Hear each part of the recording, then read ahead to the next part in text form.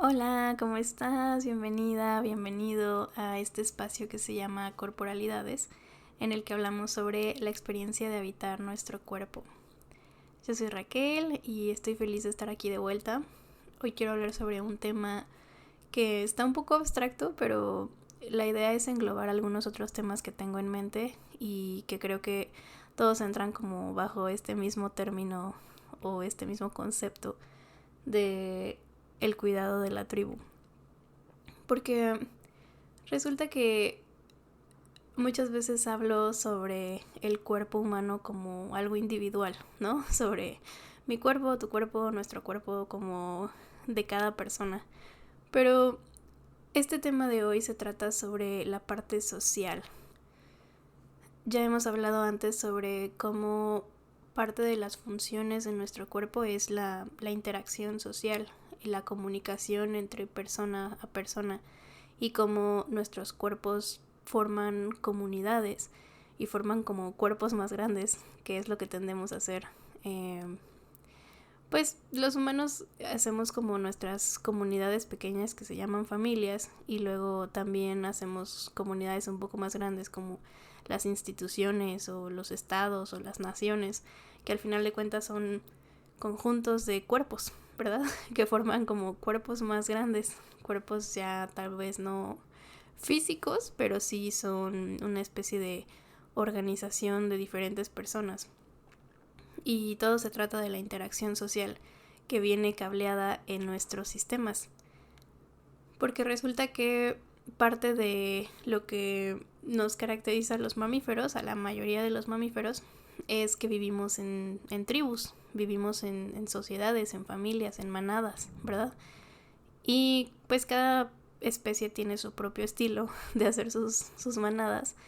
Algunas sí tienen como individuos que andan como que medio solitarios, otros no tanto, pero la mayoría sí, al menos al inicio de nuestras vidas, compartimos un núcleo social que son las personas que nos rodean. Bueno, en este caso, en la especie humana son personas, ¿verdad? Los individuos que nos rodean. Y en el caso de nosotros, humanos, tenemos también mucha historia en este sentido.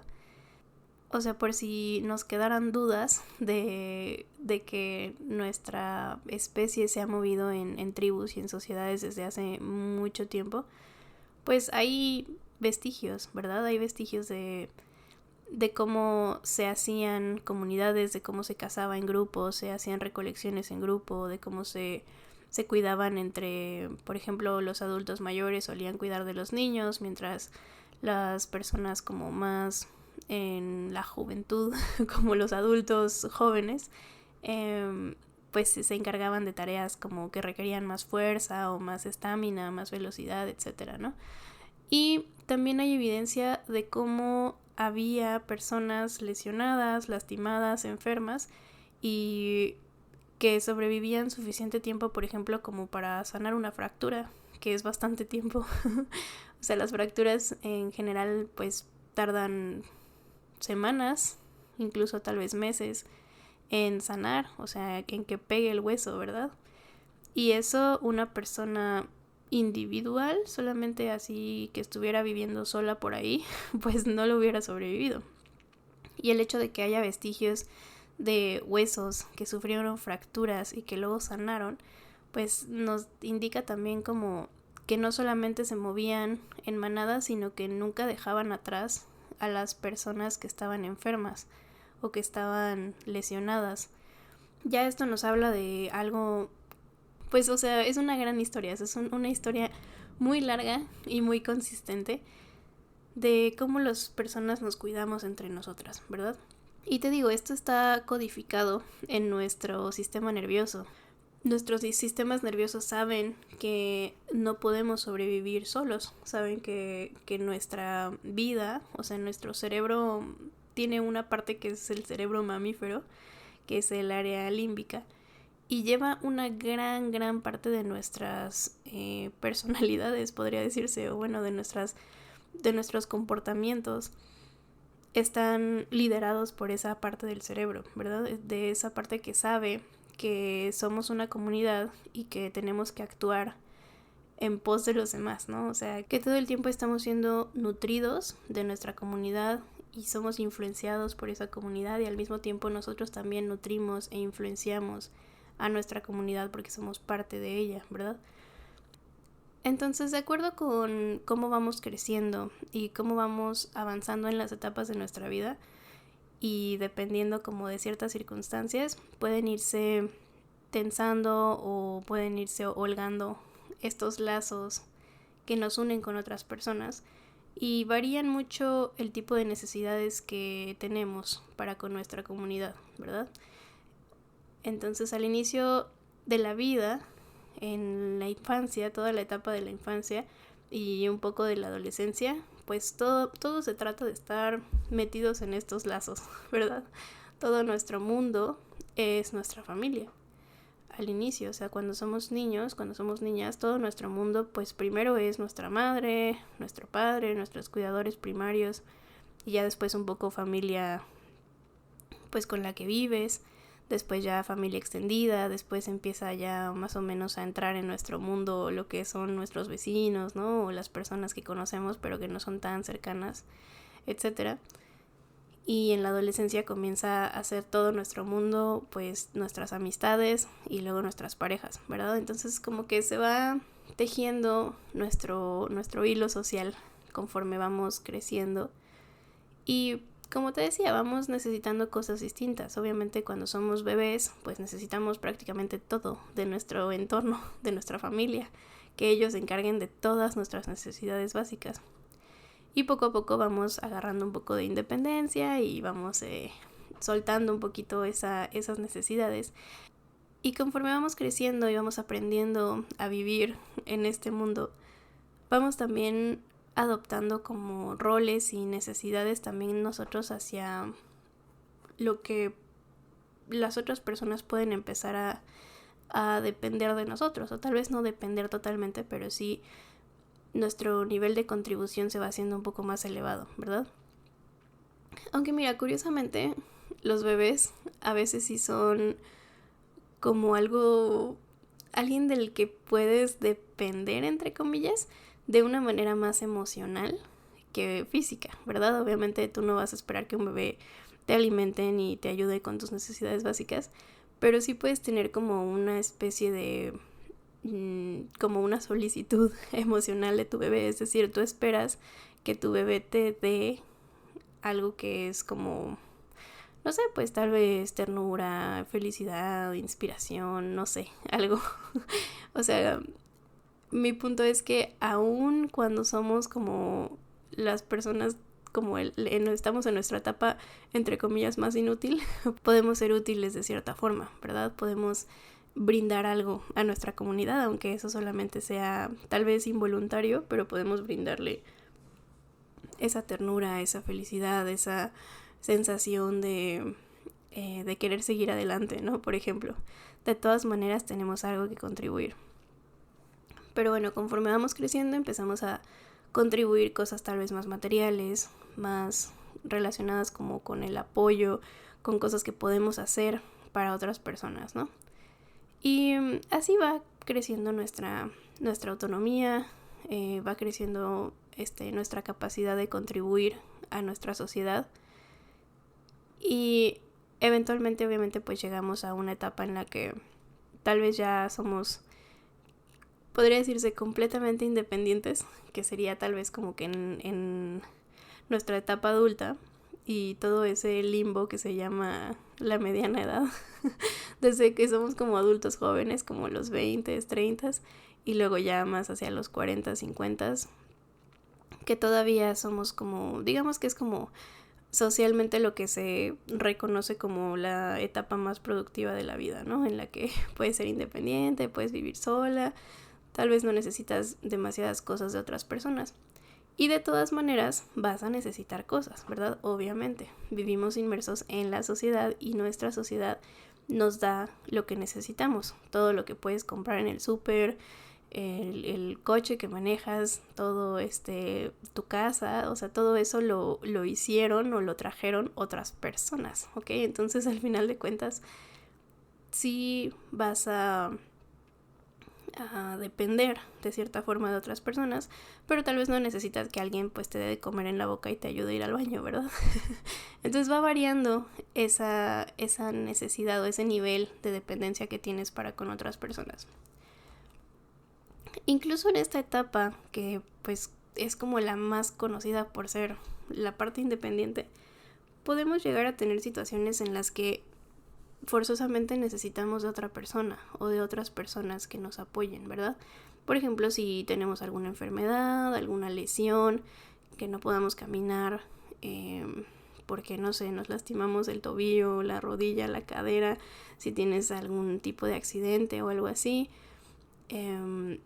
si estás pasando por un embarazo, por ejemplo, o simplemente si necesitas hacer cosas en tu vida como una mudanza o no sé, una remodelación o un viaje, o sea, como que hay cosas en las que vas a empezar a necesitar como que pues más personas, y es por eso que siempre se nos está recordando que tenemos que tener una red de apoyo, ¿verdad? Esta red de apoyo viene de estos lazos sociales que nosotros vamos haciendo con nuestra familia, con nuestros amigos, nuestros seres cercanos y con personas que tal vez sean como profesionales incluso, ¿no? O sea, una red de apoyo también puede ser tu médico de cabecera o tu asesora financiera, tu contador, tu arquitecta, no sé, o sea, dependiendo de las personas de las necesidades que vas teniendo, son las personas que vas necesitando también, ¿verdad?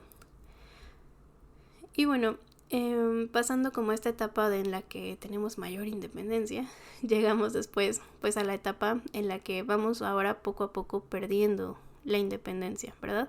Que viene siendo ya cuando estamos adultos mayores.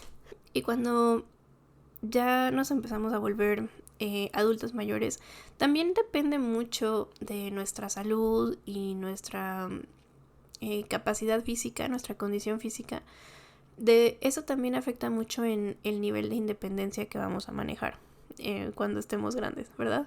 No depende tanto de la edad, sino de, ahora sí que cómo hayas tratado tu cuerpo en tus años anteriores, es cómo vas envejeciendo, y pues también las circunstancias en las que viviste, el entorno en el que creciste, viviste, maduraste, etcétera. También depende mucho de pues cómo vas a envejecer, ¿verdad? Pero el factor común es que todas las personas van perdiendo independencia poco a poco, ¿verdad? Van perdiendo autonomía y van necesitando de otras personas que las cuiden. Entonces, ya teniendo como todo este preámbulo, que solamente son recordatorios de cosas que todos sabemos, quiero solamente hacer un énfasis en cómo de todo esto historia que te acabo de contar, que prácticamente recorrimos una vida promedio de un ser humano en sus etapas varias, siempre estuvimos hablando de la red de apoyo, de los lazos de la sociedad en la que vamos creciendo y nos desarrollamos, ¿verdad? De eso que nos aportan y que aportamos. Y todo esto, o sea, la red de apoyo es precisamente como una malla, como un costal, hace cuenta, que está hecho de diferentes hilos y que se van cruzando de diferentes maneras y en diferentes puntos, que al final lo que hacen es que pueden sostenerte, ¿verdad? Y el punto de todo esto es el volumen de hebras, de listón, de hilo, de mecate que tienes, que son las que están formando esta red, ¿verdad? Si tú quisieras formar un costal con solamente 2 pedazos de hilo, no te va a salir. Necesitas muchos pedazos de hilo para formar un costal o para formar una canasta o para formar una red para pescar. Necesitas muchos diferentes pedazos y necesitas que vayan cruzando en muchos puntos distintos. Y cada cruce y cada hebra son diferentes personas, diferentes instituciones, diferentes organizaciones, dependiendo, ¿no? O sea, entonces si cada hebra es una persona diferente, necesitas muchísimas personas para poder formar algo que te pueda sostener, ¿verdad? Y que te pueda ayudar y en el que te puedas, pues ahora sí que descansar sin necesidad de estar preocupada porque se va a romper en cualquier momento o porque no va a aguantar el peso, ¿verdad? Y todo esto se trata de tener muchas personas. Entre más grande sea tu red de apoyo, más fuerte va a ser. Y esto no significa que tienes que tener millones de amigos y no significa que tienes que tener una gran familia, porque si no ya no estás fuerte. Claro que no. Significa que simplemente los lazos que armas con las personas que están a tu alrededor, pues tienen que ser suficientemente fuertes como para que ellos puedan ayudarte. Y para eso, pues, para empezar te tienen que conocer, ¿no? ¿Cuántas personas no conocemos, por ejemplo, a nuestros vecinos, simplemente, ¿no? O a familiares que tal vez no son tan cercanos, pero pues a veces simplemente con que sepas de su existencia es suficiente para que en algún punto te digan, oye, tu prima tal está enferma, necesita, no sé, que le cooperemos, ¿no? Para su cirugía. Ah, ok. Y entonces pues puedes cooperar para su cirugía. Y aunque sea muy poco dinero, entre más personas haya que puedan cooperar, pues obviamente más fácil es que la cirugía pues se pueda pagar, ¿vale? Eso es solamente como que un ejemplo. Pero bueno, todo el punto de esto es que, así de simple, entre mejor sea tu red de apoyo, entre más fuerte sea y entre más grande sea, aumenta la calidad de vida, ¿vale? Y ahora, ya que tenemos este punto claro, quiero hablar de esta situación, pero sobre todo en los momentos en los que más necesitamos esa red de apoyo. Y para eso, quiero que pensemos en una situación X. Imagina que tú conoces a dos personas que viven juntas. Estas dos personas pasan todo el tiempo juntas y casi no pasan tiempo con otras personas. Son dos personas que una de ellas depende mucho de la otra. O sea, como que necesita que esté la otra persona para poder comer, porque si no, no come. Necesita que esté la otra persona para poder dormir, porque si no, no duerme. Necesita de la otra persona para poder tranquilizarse, porque si no, está muy, muy ansiosa. Y la otra persona está todo el tiempo con esa otra persona, con la vulnerable, porque todo el tiempo pues sabe que si se va, la persona vulnerable va a llorar, va a ponerse muy ansiosa y como de plano no se puede ni hacer de comer, probablemente hasta se desmaye, se ponga mala de salud, le vaya muy mal o hasta se muera, ¿no? Entonces está la persona vulnerable que depende de la otra persona y luego está la persona que es la que está cuidando a la persona vulnerable, ¿vale? Y si yo te pusiera este ejemplo con dos adultos, probablemente pensarías como, ay, seguramente tienen una relación súper tóxica y son codependientes y están como muy enfermos porque pues no salen de su círculo, nunca van a comer con amigos, tal vez ni amigos tienen, están peleados con sus familias, etcétera, ¿no? Y como que siento que en esa situación todos pensaríamos como focos rojos, banderas rojas para toda esta situación de codependencia tóxica. Pero si lo piensas, estas mismas características que te describí aplican, por ejemplo, para una madre soltera con su hijo bebé o con su hijo pequeño o su hija de 3, 4 años. Y una madre soltera o un padre soltero que tal vez no tiene una familia nuclear tan colaborativa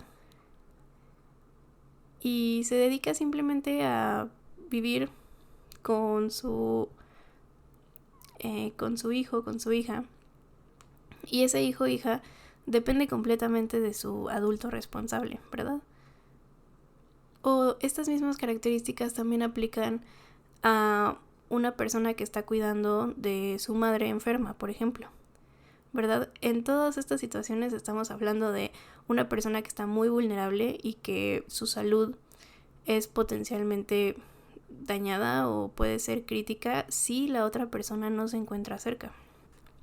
Entonces aquí viene mi ponderación, mi punto de todo esto. Si nosotros luego levantamos banderas rojas para una pareja que solamente está como ellos dos juntos todo el día y no salen con nadie y están peleados con sus familias. Entonces, ¿por qué no nos levanta las mismas alarmas el ver a un padre soltero que no tiene ningún apoyo familiar y que solamente pues tiene que estar trabajando para pasar tiempo con su criatura y poder sacarla adelante, o de una madre soltera que está en una situación igual, o de un hijo o hija que está cuidando de sus padres, su tío, su amiga, su hermana, su prima, su lo que sea, que es una persona que tal vez ya es un adulto mayor y que está muy enfermo, o incluso tal vez, o sea, se combinan todas, ¿no? O sea, ¿qué tal que es un padre, o incluso imagínate que ni siquiera es un padre o una madre soltera. Imagínate que son los dos padres y que ambos padres están ahí para el hijo, y que este hijo está muy enfermo también y entonces requiere cuidados especiales.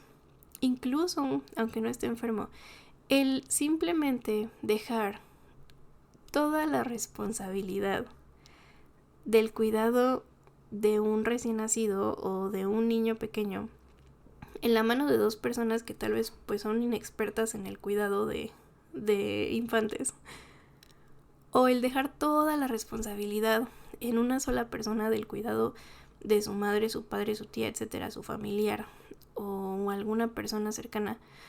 O sea, aunque son las mismas situaciones que la pareja tóxica que luego nos despierta focos rojos, estas otras situaciones pues son como bastante cotidianas para nosotros, ¿no? O sea, ¿qué tan común es que te enteres? O sea, seguramente tú conoces a alguien que crió a su criatura solo o sola, que lo sacó adelante solo, sin, tal vez con poco apoyo de su familia o con poco apoyo de sus vecinos o de su entorno, de sus amigos, ¿no? O cuántas seguramente también conoces personas que han tenido que, no sé, faltar mucho a su trabajo o renunciar tal vez a sus estudios o cerrar algo de su vida para poder cuidar a un familiar enfermo o a un familiar que ya es mayor y que necesita cuidados especiales. Y entonces eso se sabe y es como de, pues sí, claro, es muy normal. Bueno, te voy a platicar de una enfermedad que se llama síndrome del cuidador, que también bien podría llamarse síndrome de la cuidadora porque estadísticamente es mucho más frecuente en mujeres que en hombres. Y este síndrome se trata precisamente de una persona que está cuidando a otra persona que está enferma, a una persona que está en situación de vulnerabilidad.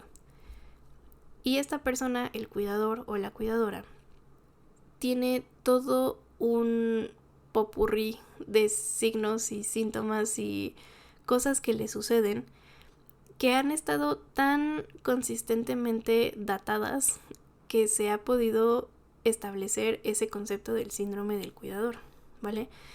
Y lo que pasa es como todo un cuadro, ¿vale? Empieza con pues la persona enferma de alguna forma, ¿no? Algo pasa que la persona que está vulnerable empieza a requerir cuidados más especiales, ya sea que si era un adulto mayor, no sé, a lo mejor se cayó, se fracturó, le dio algún tipo de enfermedad degenerativa, etcétera. Y entonces pues la persona más cercana o la persona que se autodesigne o que la familia designe comienza a cuidar a esta persona en vulnerabilidad, ¿no? Y primero empieza como, pues simplemente como esto que te decía, ¿no? O sea, es un cableado mental que tenemos de voy a cuidar a la persona que está enferma, porque estamos programados biológicamente para hacer eso, porque tenemos empatía, porque sentimos amor, porque queremos ver salir adelante a las personas que queremos, y entonces las cuidamos de ellas. Despierta en nosotros en nosotras sobre todo, una sensación de necesito cuidar de esta persona que está en vulnerabilidad. Esta persona me necesita y entonces los cuidamos, ¿no? Y el gran problema llega cuando esta persona que está cuidando es la única que está cuidando. Porque esto no sucede cuando tenemos una familia muy grande, por ejemplo, en la que todas las personas participan en el cuidado de igual manera o de forma equitativa se reparten las tareas que sean del cuidado de la persona vulnerable. Incluso con 2 o 3 personas, con una buena repartición de las tareas, esto no sucede. No llegas a este síntoma, a este síndrome. Porque ahí te van todas las cosas que pasan. Para que llegues a este síndrome tienes que ser la única persona o tienes que tener muy poco cuidado, muy poco apoyo de otras personas. Y entonces la persona enferma empieza a volverse prácticamente todo tu mundo.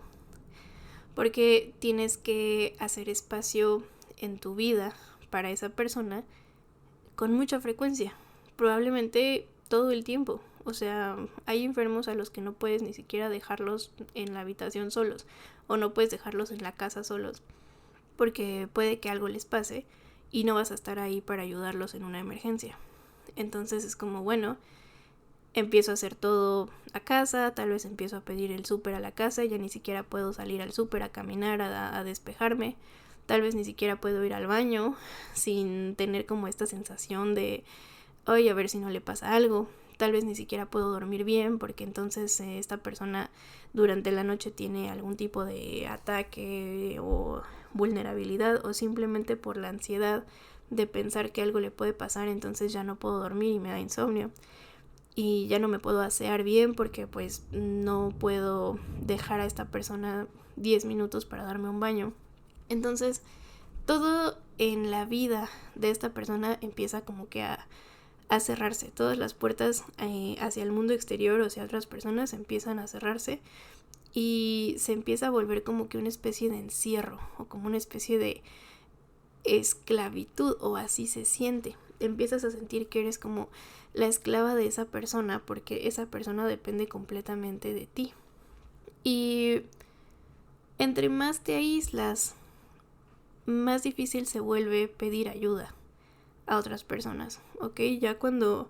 Porque además también empiezas a hacer como esta cierta codependencia también tú, empiezas a pensar en solamente las cosas que necesitas, ¿no? Y empiezas como que a pensarlo todo alrededor de las necesidades de la persona a la que estoy cuidando.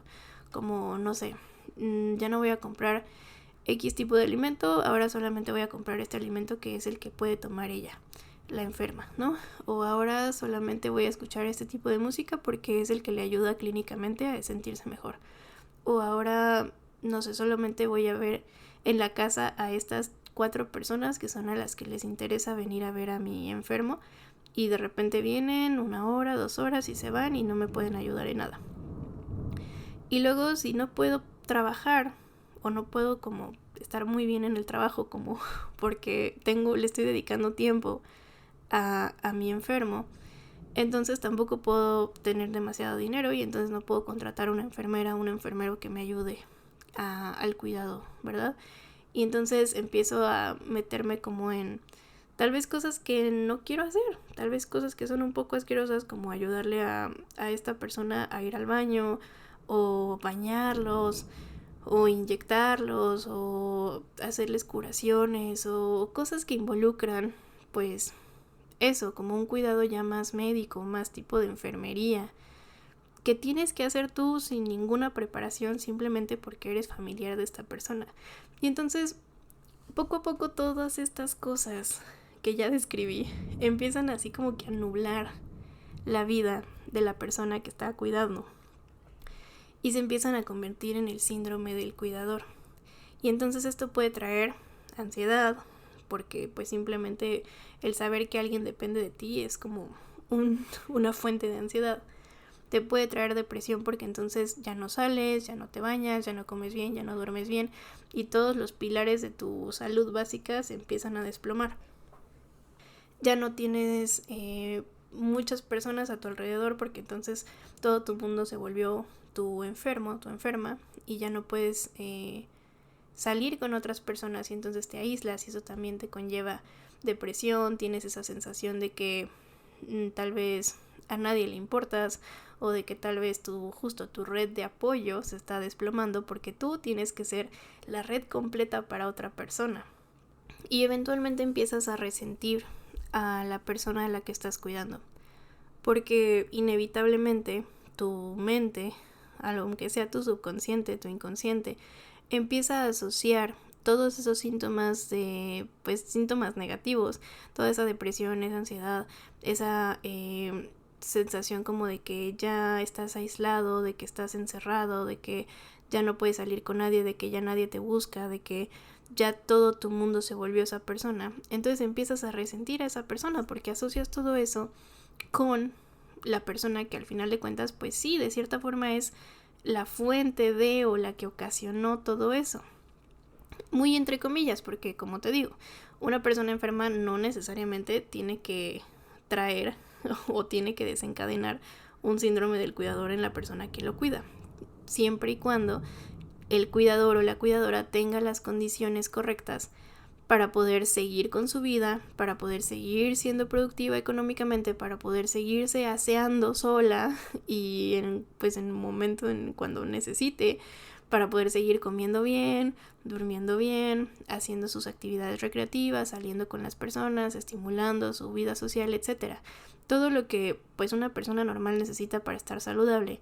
Mientras el cuidador, la cuidadora o los cuidadores, cuidadoras lo puedan hacer independientemente de a quién están cuidando, no pasa nada. El problema es cuando solamente es una persona o tal vez dos personas, pero se reparten muy mal las tareas y entonces eventualmente alguien de los dos va a resentir la carga mayor, ¿verdad? De hecho, esto que digo que empiezan a resentir al enfermo es una de las principales causas del maltrato y el abandono a los adultos mayores.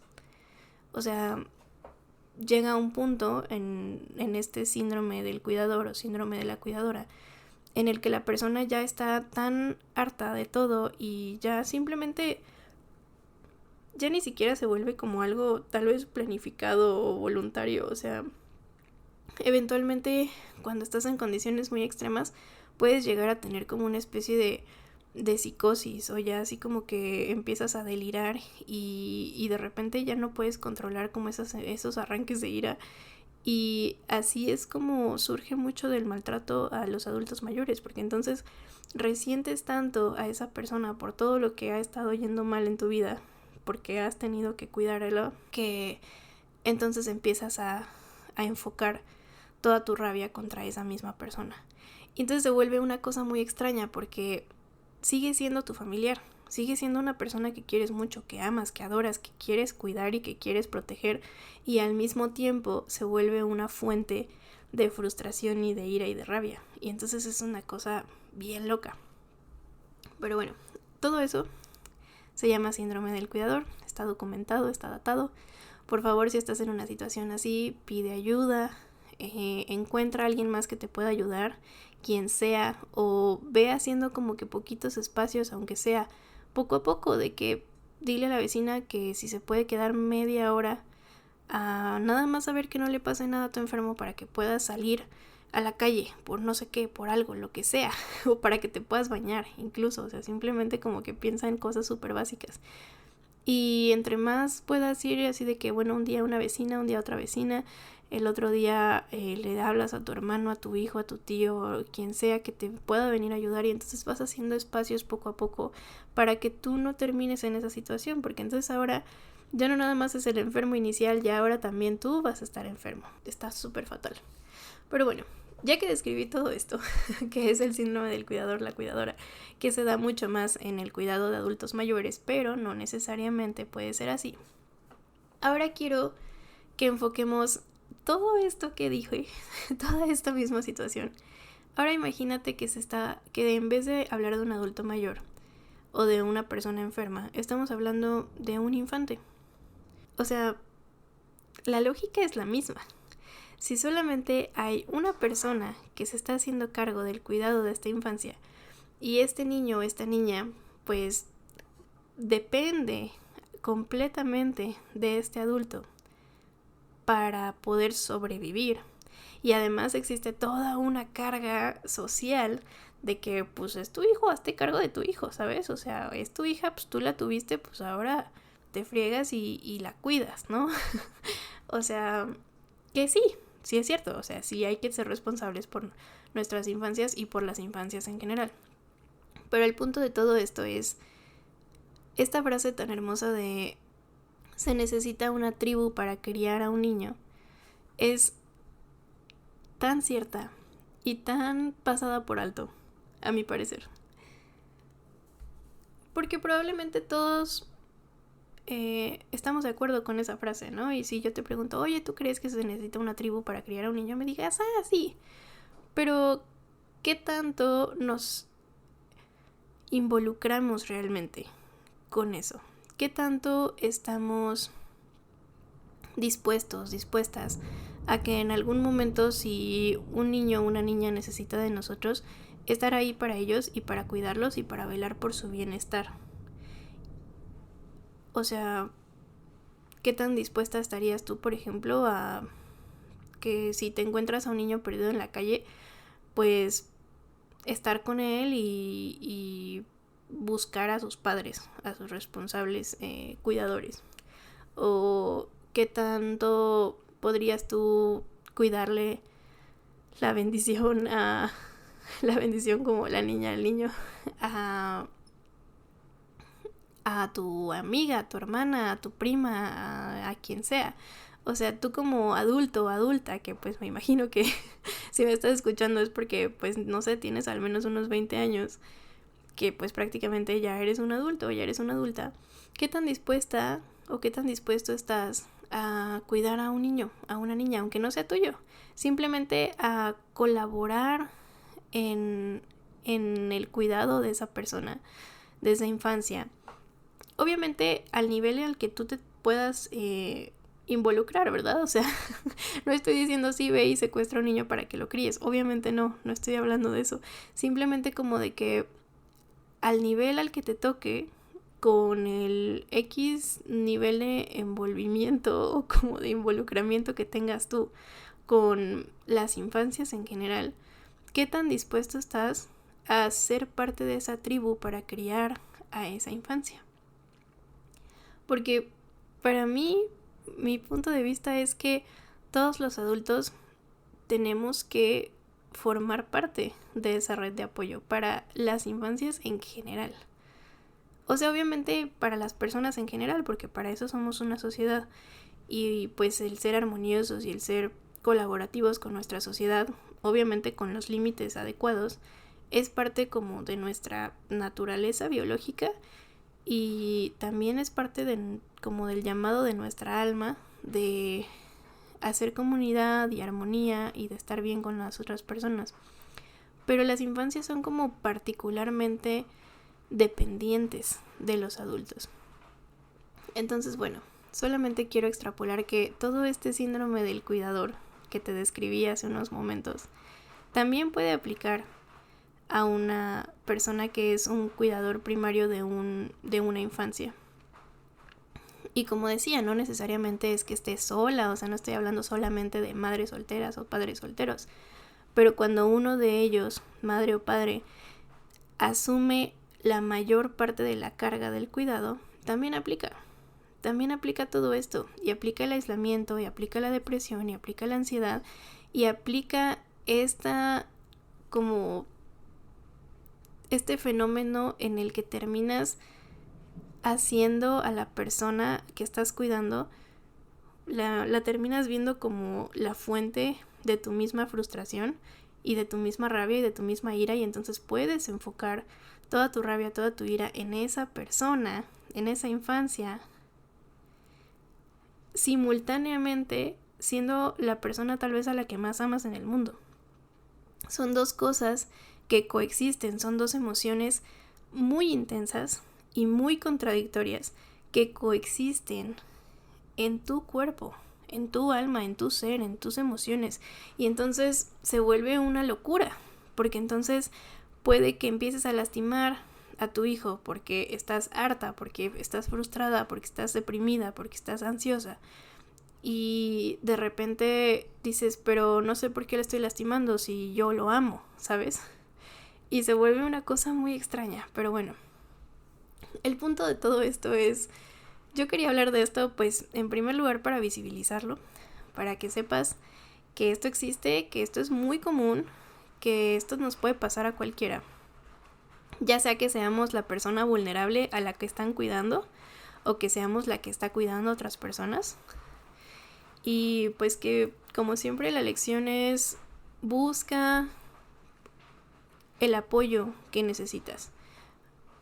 Establece los límites que necesitas establecer y busca el apoyo que necesitas con quien te rodea, con tu familia, con tus amigos, con instituciones, con personas, con asociaciones, con fundaciones, si no tienes tal vez el dinero para algo privado.